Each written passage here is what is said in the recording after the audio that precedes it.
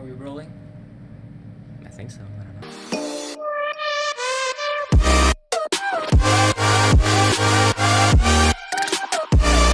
Hey, how's it going, everybody? My name is Satan, and welcome to a brand new segment called the Epic Talk. Epic Talk, my interviewing segment on my main channel. And over here I have Johan, What's up?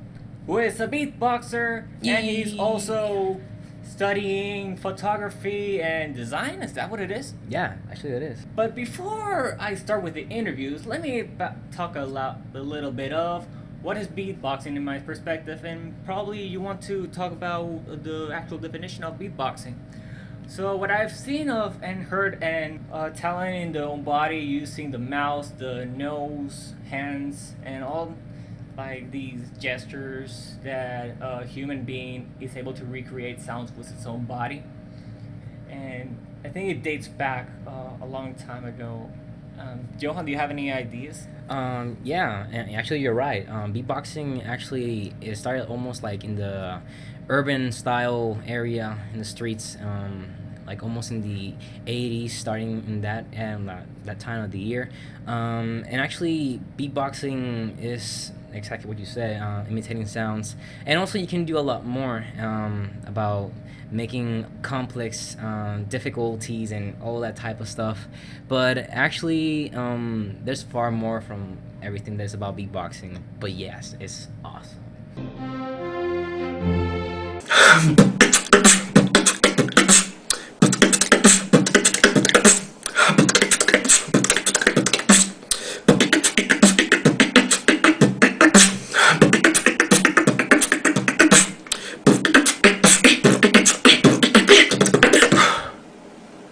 As I can see with your shirt, you Oh. actually participated in the Beatbox Puerto Rico tour. Is it a tournament? Is it a battle? What it is? Beatbox Puerto Rico is actually a structure area that we actually developed. Is actually quite recent. It's not too noticeable in Puerto Rico, but actually we started to build more and more about this community, and it's growing and faster than I thought.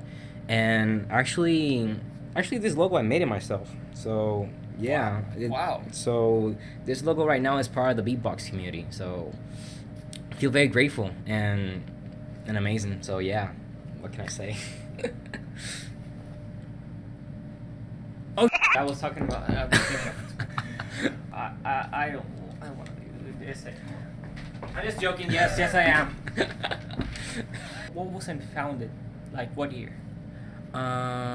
It wasn't founded almost. Wait, do you mean like the logo? Yeah. No. I mean the movement. Like The movement. What years do you guys start? It started out in like 2013, 2014. Back then, that's when the beginner of beatboxing in Puerto Rico actually began with very little people actually, and since then those people actually made a beginning for making a competition on beatboxing in the area of Puerto Rico, since nobody in Puerto Rico knows about beatboxing until now, that a lot of people got a little bit of knowing about it. But like it was about that type of in the year, and I can say it's quite shocking. In that moment I was not part of the Beatbox Foundation, and when I actually met one of the greatest beatboxers of Puerto Rico, Black Rhythm, he actually showed me the area of the beatboxing, and that's when I actually know about the history. Yo, when I say beat, you guys say box. Beat! Beat! Alright.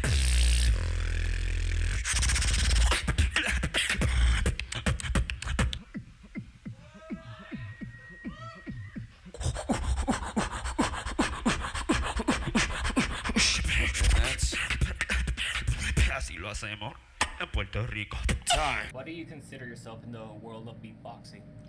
I consider myself a person, or in the beatboxing world, very more into what is more about beatboxing than just making music. Actually, I actually got inspired for one of the beatboxers in London. His name is Rip Swan. He's a very good influencer beatboxer, and actually, thanks to him, I actually know a lot more about what is the meaning of beatboxing and all the concepts. Not just by doing music, you can also make sculptures. You can make, for example, what else?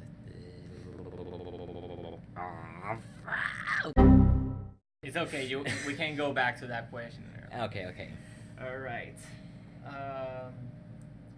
So you told me that what makes you do beatboxing was the inspiration of that person that you just told me, right? Yeah, and actually, it all started because I love percussion. I'm a big fan of percussion, and I always wanted to play the drums. Okay. And the thing is that I never had the money or the room to actually afford a drum, and I was feeling just like a piece of basically. And when I found out about beatboxing, I was like very very happy that I just found something that at least I can do percussion into, and not just like keep it in my backpack, all that stuff. So yeah.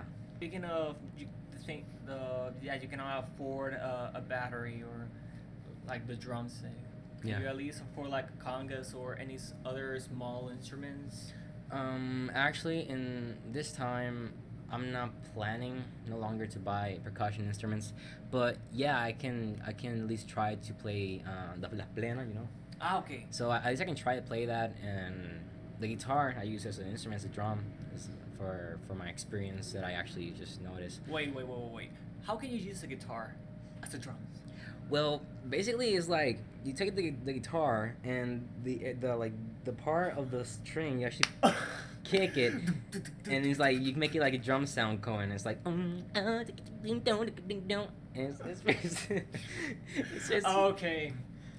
Yeah, but isn't it better that those boxes that some people sit around and then you just like, you know? It's difficult for me. It's difficult. It's hard for me, man. Wow. I mean, even although I see them. I mean, I think it was super easy. Just like you have the congas, but now it's better because it's just like a box with all the emptiness inside, and you just have to tap with your hands. And also, this is a bad idea writing your questions in Spanish. You can never. Oh, But I'll try my best. In the meantime, we can go to commercials. Have you ever tried popsicles? We try now in this episode of Popsicle Time with Aiden and John. What are the aspects that a person should consider if they want to practice beatboxing? Well, they can consider, first of all, that it takes patience. That's the first thing. When I started off, it was heck of a difficulty. And to be like very honest with you guys, it all depends of how you feel. If you actually want to actually learn this type of musical art form, and if you really want it, you can actually do it in very short years. Then you can actually try it out. For me, it took me like 7 to 8 years to actually develop the level of beatboxing skill that I am right now, and I can tell you the process, it was difficult. I remember like I was a piece of poopy, like so like, and now I'm just like.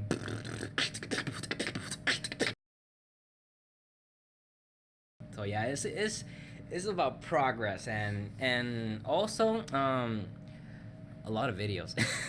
Just search a lot of. To talk about a little bit of my experience of beatboxing, the only YouTuber that I saw was this Japanese beatboxer called HIKAKIN. I don't know if you. Oh man, yeah, that man is the beast. Yeah.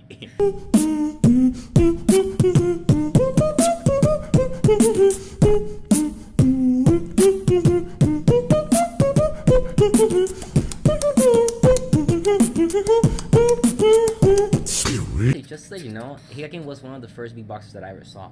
Like What? ever. What? Like, yeah, totally. That was like the beginning of knowing about beatboxing. Like thanks to him, I actually started learning beatboxing thanks to him. Have you ever been on other competitions or other ways that people have seen you beatboxing? Well, the first time that I actually showed my beatbox to people, it was in high school, a talent show.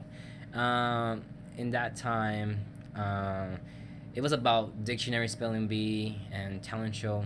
Majority of the people were actually dancing, singing, all that type of we do on a talent show, but they never heard a person doing beatboxing. And when they actually heard the first experience of a person doing beatboxing in a school, in a talent show, they started to freak out because it was something that you don't hear every day. It's in that time. And it was funny because everybody was like, "What the hell, man? Oh my god, it's he human! Is he Asian?" Even the teachers were like, "Oh my god, that was amazing!" and all that stuff. And actually, I just won first place in the talent show. Everybody was like, "Dude, you gotta win first place because that was legit, like totally good." And I was just like, "I don't know, man. Maybe I'm not good enough." And yeah, I ended up like that. But the second one was in like an activity that was going on. It was for people for cancers, and I was participating in that activity just to be part of the members of the students in that time. And it was like about 12 and 11 o'clock at night, and there was a guy putting like some DJ music pumping it, and just like, oh, just killing it with the dubstep and all that. And my friends was like, "Dude, you gotta try that on the stage. You can kill that shit." And it's like, hell no. That there's a bunch of people. I'm not gonna do that. You're freaking crazy, man. And they actually obligated me, and they actually went to the dude. They spoke to the dude, and the dude was actually like chill, cool with it. And I got up in the stage, and that was like the first time that I had how do you call that? 1 minute of fame. And basically, and just it was funny. Even my teacher was bouncing like with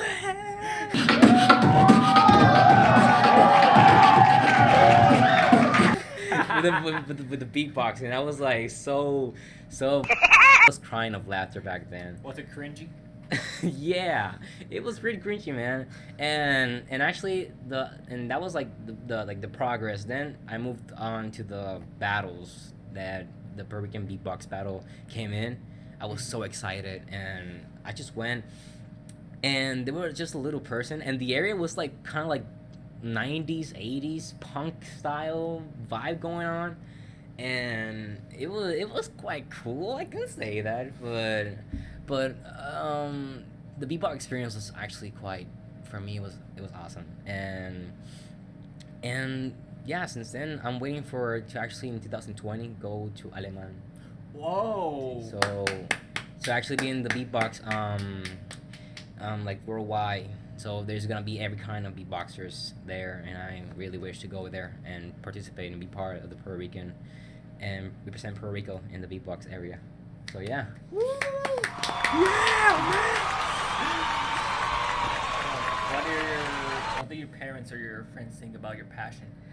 Well, my mom actually, she's fine with it, but sometimes she gets a little bit quite annoying every time that I do sounds with my mouth. It's a tough thing, I imagine. Not actually. My mom actually just got cool with it, and she felt grateful about it. But it's like, I still beatbox and I still practice, and she thought that if I go to a competition, I will stop beatboxing forever, and she was wrong.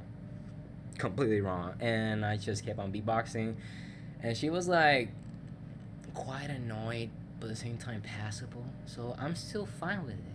So yeah, I'm fine. Alright, but it kind of bothers me because you said that you went to this competition. Do you had a feeling like nervous or had horrible doubts about? Oh yeah, totally, man. Like actually, I was so nervous as hell that I don't even remember. I think I blacked out just by doing beatboxing, and actually my doubts was just like, I want to just go there and just have some fun. Like, I don't care if I win or lose, but I just want to have fun. And yeah, the expectation just went up so high, winning first place. So it's very honored to be. Wait, you won first place? Yeah, I won first place. What the? Yeah! I thought you won first place on the talent show, but no, I actually won first place on the Beatbox Puerto Rican Champions. Oh my god! Get this guy a platinum trophy. Hey, He deserves this. where's my trophy? Come on, man. Here you go. It's actually a PNG. Oh my god. It's beautiful, mate. I love it. It's amazing. I'm just gonna put it right here, mate. Oh my god. Lovely. Damn. Alright, I think the questions are over, but the video is still not over yet. Now we're going to the fun part. You're about to teach me some beatboxing techniques, right? Well, I sure might get mine. You know? Oh, Like, yeah. Okay, I know that this is your first time teaching somebody beatboxing, right? Yeah, actually it is. So you have no experience of what to teach first. Then, what? Well, I can recommend people. Actually, beatboxing involves with letters. So for example, the kick drum is actually with the B. The hi-hat is the T. And the snare is the K. Or and the point is to actually master the BTK by actually putting the pronunciation of the word powerful in the beginning. So for example, if I say normal words, B, fine. B. And then you just go and just say it more powerful. B. B. There you go, just like that. Wow. And then what you have to do is just cancel the vocals and just live with the vocals. What? I'm out.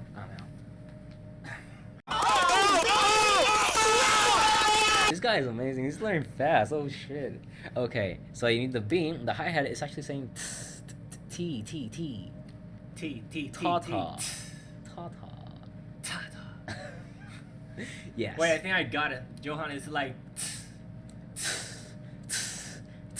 Yeah, just like that. And the K snare, you can say the word key. Key. Now without the word key. Now combine those words together and get. Oh my god. No, I think I did it wrong, dude. Well, Okay. Let me get it one more try. Yeah. I hate it. I mean, you loved it, but I hate it. No, just saying. Do you know, like, I'm not changing like the structure of my mouth. I think it's a. Am I doing it correctly? The K. It's like key. Key. There you go.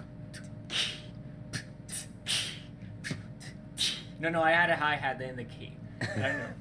But see, I think I just mixing it around. Nah, man, you're doing fine. But like, man, I wish I can learn people. Oh, you know what, guys? I'm gonna just stop doing interviews. I'm going to go beatboxing. So long, man. Johan, thank you so much for showing me the wondrous world. The wonderful world of beatboxing. Anyway, is there like a site that everybody can follow you on?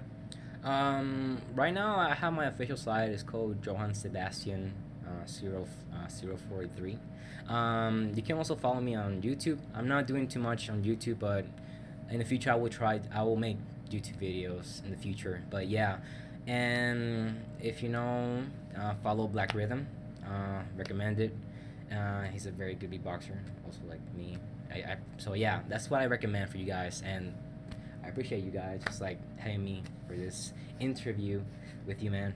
So I'm very honored. Yeah. Today, guys, if you like this episode, give it a thumbs up. Subscribe to the channel.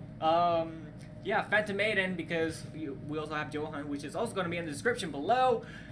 And oh yeah, and leave a comment. Say, oh my God, Aiden is so cringy, but Johan is the master. Yeah, I mean, I'm not a loser, but He's cool. Come on. I am cool. Thank you, man. No worries, man. Anyway, I'm about to wrap up, guys. See ya later.